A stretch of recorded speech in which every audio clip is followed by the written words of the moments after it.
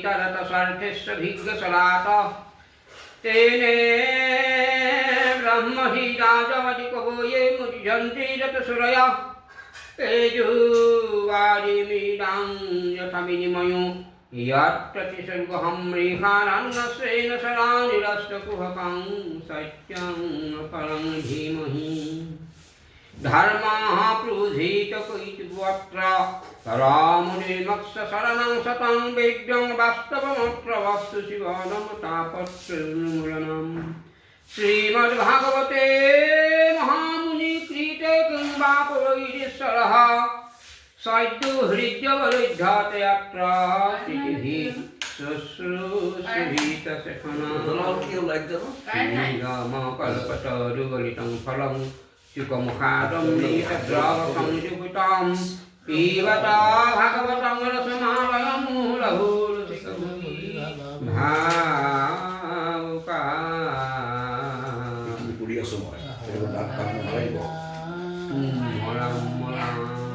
ষষ্ঠ ছন্দ বিত্তাকুলৰ পূৰ্বজন্ম বৃত্তান্ত আৰু চিত্ৰকেতু উপাখ্যান।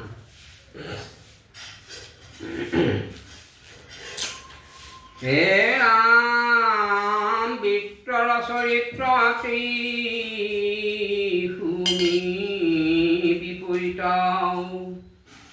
পৰম বিস্ময় চিত্ৰ ভৈলা পৰীক্ষিত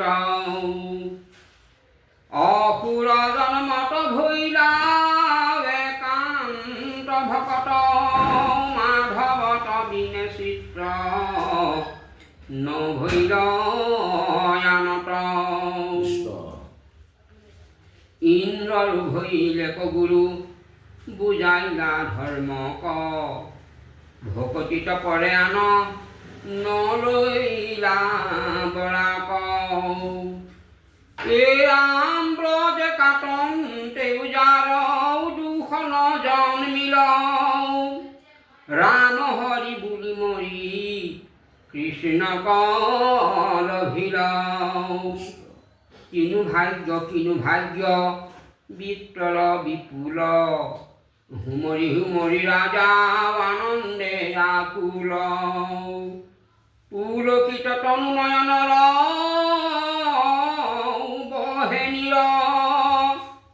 সুকক সম্বুধি বিনামন্ত ধীৰে ধীৰ পৰীক্ষিত বদতি শুনিও মহামুনি ভৈলো বাতি বিস্ময় বিত্তৰ কথা শুনি কেন মতে ভৈল তান হৰিত ভকতি থিৰ নুহে মতি মূৰ কহিও যুগুতি দাৰু নয় সুৰ পাপ ৰূপে ভৈলা জাত ৰজগুণ তমগুণ আশ্ৰয় তাহাঁত কাম ক্ৰোধ লোভ মোহ হিংসাকু প্ৰকৃতি কেন মতে কৃষ্ণত ভৈলান্ত দৃঢ় মতি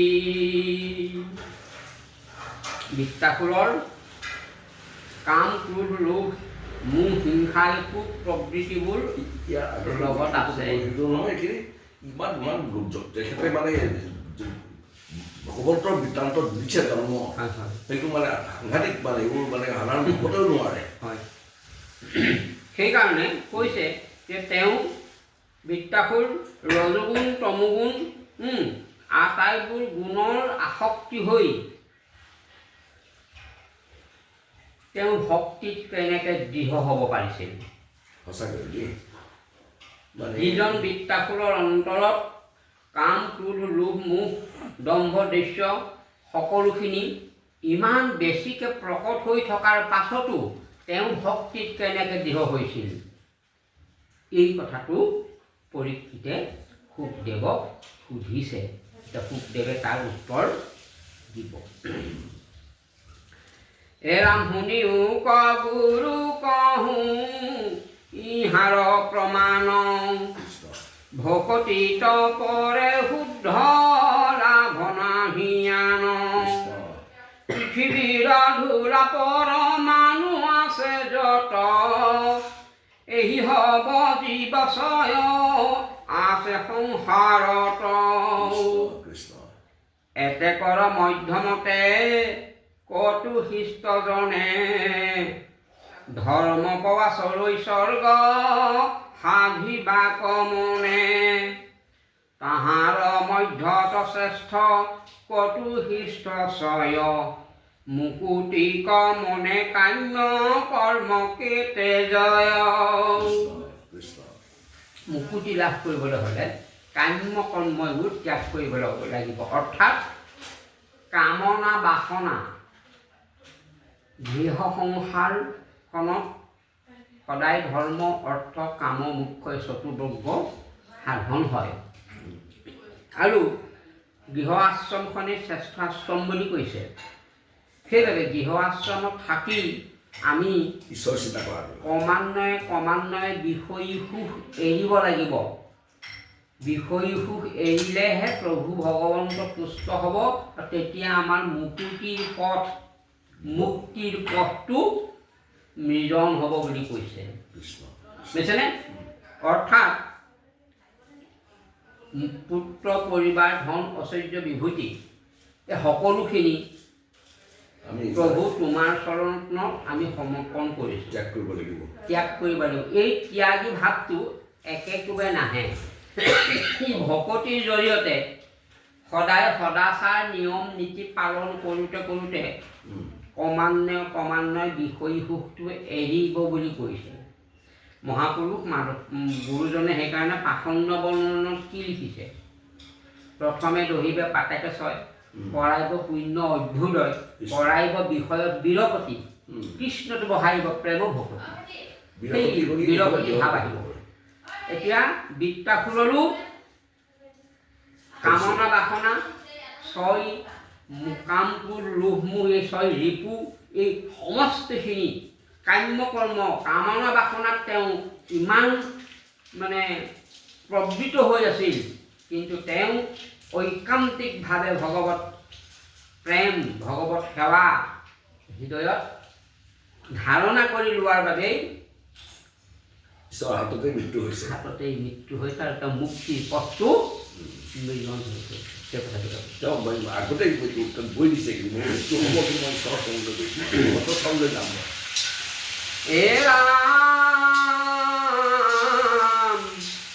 মুকুতি সাধন্ত হত সহস্ৰ মধ্যত জনে কমকুত হবে দেহাদি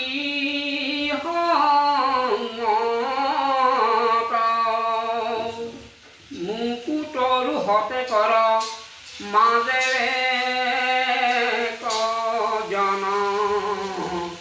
পাৱে তত্ত্ব জ্ঞান হুৱে সিদ্ধৰ লক্ষণ এটা সিদ্ধক বুলি কাক কৈছে সিদ্ধ পুৰুষ পূৰ্ণ যিজন আত্মতত্ত্ব লাভ কৰিছে আত্মজ্ঞান প্ৰাপ্ত হৈছে সেইজনক কৈছে সিদ্ধ পুৰুষ ভাগৱতৰ শেষলৈ ৰজা নিমিয়ে 9জন সিদ্ধ পুৰুষৰ পৰা সংসাৰ তত্ত্ব জীৱতত্ত্ব ভকত তত্ত্ব মহাপ্ৰকৃতি তত্ত্ব এই জ্ঞানবোৰ লাভ কৰিছিল নৱসিদ্ধৰ জৰিয়তে সেই নৱসিদ্ধ কোন আছিল ঋষভৰ সন্তান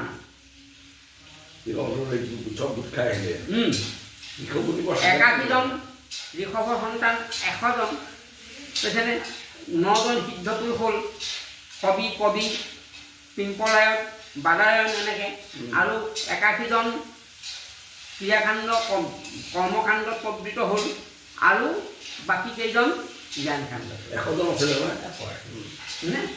সেই কথাটোকে আমাৰ কৈছে সিদ্ধ পুৰুষ সেয়াই এতিয়া সিদ্ধ পুৰুষ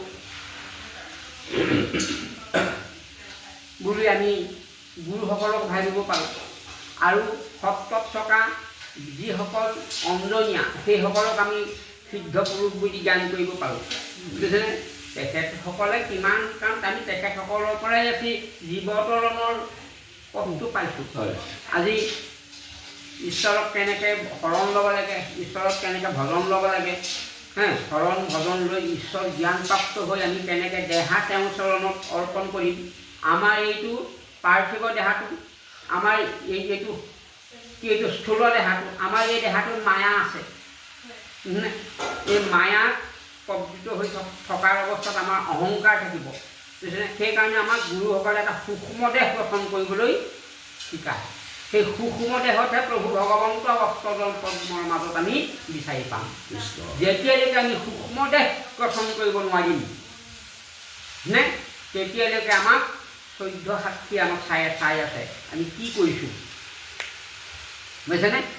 আৰু সূক্ষ্ম দেহ গঠন কৰাৰ পাছত যেতিয়া আমাৰ অষ্টদল পদ্মৰ মাজত আমি যি ব্ৰহ্ম, পৰম ব্ৰহ্ম সদায় আৰাধনা কৰিছোঁ, পৰম ব্ৰহ্মৰ ৰূপ আমি দেখিবলৈ পাম। অৰ্থাৎ তেতিয়া আমাৰ এই মায়া চক্ষু নাইকিয়া হৈ আমাৰ জ্ঞান চক্ষু উদ্ভৱ হ'ব। সেই উদ্ভৱ হোৱা প্ৰক্ৰিয়াটো আমাক যিসকলে শিকাইছে সেইজনেই আমাৰ কাৰণে সিদ্ধ প্ৰভু। আপুনি এতিয়া আমি কৰো এই ভগৱন্তৰ চৰণত যেতিয়া মানে ৰাতিপুৱা সেৱা ভাগি লওঁ, তোমাৰ চৰণতে মই ক্ষীৰ থৈছোঁ, লগাই দিছোঁ মূৰত। ইয়াত কৈছে বুজিছে নাই? ভগৱন্তৰ হে ৰাম যোগ সিদ্ধ তত্ত্ব জ্ঞানী কোটিৰো মধ্যত। 1 কোটিৰ মাজত এজনহে হেনো সিদ্ধ পুৰুষ থাকে।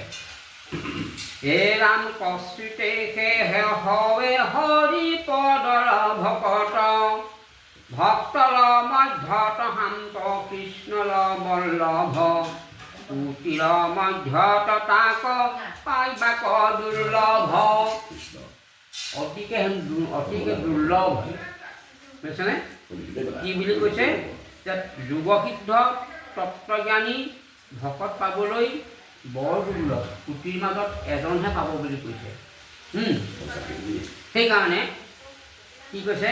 হেনয় দুৰ্লভ মহা হৰিত ভকতি, বৃত্তে লভিলেখ তাক কমন যুগতি।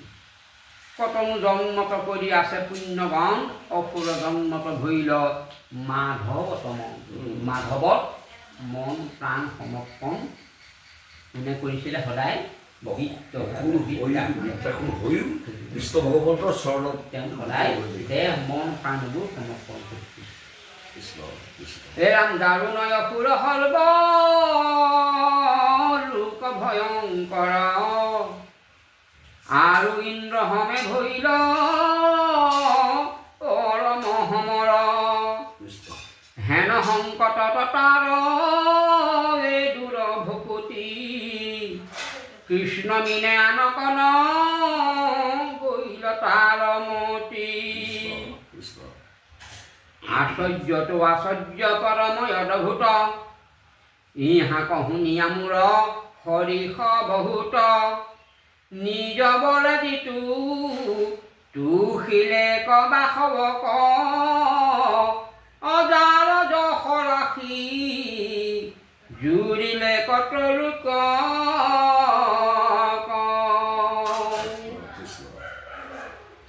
গোচুক সংশয় গুৰু হুয়ুক হৃদয়, কহিও নিৰ্ণয় আৰ তুমি কৃপাময়। পৰম পবিত্ৰ শুনো বিত্তৰ চৰিত্ৰ, মৰাৰ মুখত মূৰ ঢালিও অমৃত। এ ৰাম পৰম ভকত পৰীক্ষিত বচন, শুনি তুষ্ট ভৈলা মুনি ব্যাসৰ নন্দন। হে ৰাম প্ৰসন্ন বদনে প্ৰশংসিয়া ঘনে ঘনে, নিস্তাৰিলা ৰাজা তুমি জানিলো মনে। কৃষ্ণৰ ভক্তিত এক চিত্ৰ ভৈল যাৰ, তাহাৰ ভাগ্য কহি কোনে পাৱে পাৰ। নিস্তৰে সংসাৰ যাৰ নাম লইলে মাত্ৰ, অপবিত্ৰ পবিত্ৰ যজ্ঞৰ হৱে পাত্ৰ। তাহান কথা তত জুনি মজিল মতি, মহা নৰনাতি শুনা সাৱধানে আনন কৰিবা মন গুচওঁ সংশয় আৰ কহওঁ কাৰণ হেন শুনি আছো পিতৃ ব্যাসৰ মুখত মহামুনি নাৰদত শুনিছো যত এই ৰামদেৱৰ লিখিত যেন শুনিছো বিচিত্ৰ সেই কথা কহোঁ শুনা মিত্ৰৰ চৰিত্ৰ পূৰ্ব পৰম ভকত বিত্ৰ আছিলা পূৰ্বত অসুৰ ভৈলে কৱাসী দুৰ্গাৰ হাপত এতেকে কৃষ্ণত ভৈল পৰম ভকতি প্ৰপঞ্চি শুনিও যেন হাপৰ যুগুতি চিত্ৰকেতু নামে সাৰ্ব ভৌময় অধিপতি সুৰাসন দেশত আছিল মহামতি পুত্ৰৱতে প্ৰজাক পালিলা ধৰ্ম কৰি কামধেনু সমান আছিলা বসুন্দৰী একশত লক্ষ ভাগ্য আছিল তাহান পৰম সুন্দৰী অপেশ্বৰাৰ সমান নিপতি পৰম কাৰ্যতৰ তিপতি তা সম্বাত সংকেত ভুন ভৈল সন্ততি এক কোটি ভাগ্যা টান বন্ধা ভৈল যেবে ৰাজাৰ মনত চিন্তাই উপজিলা তেবে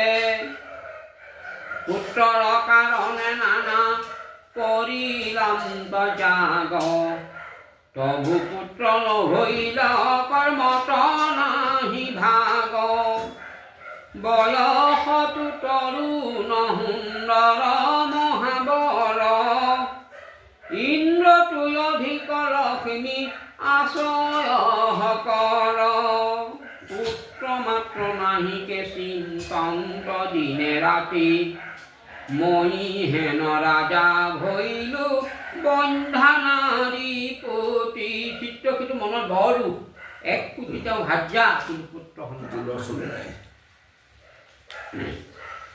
এই ৰাম পুত্ৰৰ কাৰণে কোটি কন্যাক বিহাইলো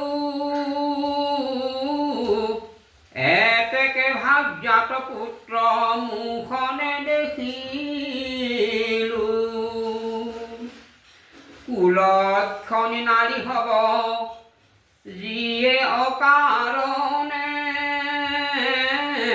কাহাকো নচাৱে ৰাজা কটাক্ষণে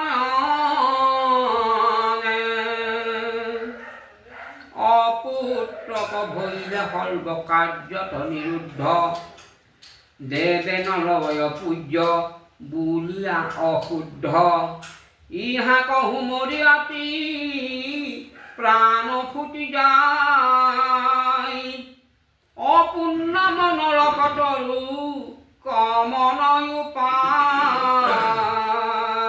ৰাজা ৰজতে শ্ৰী আশ্ৰয় প্ৰত্যেক পৰম সুন্দৰী কন্যাও আছে কোটি এক কামধেনু সম সসাগৰা বসুমতী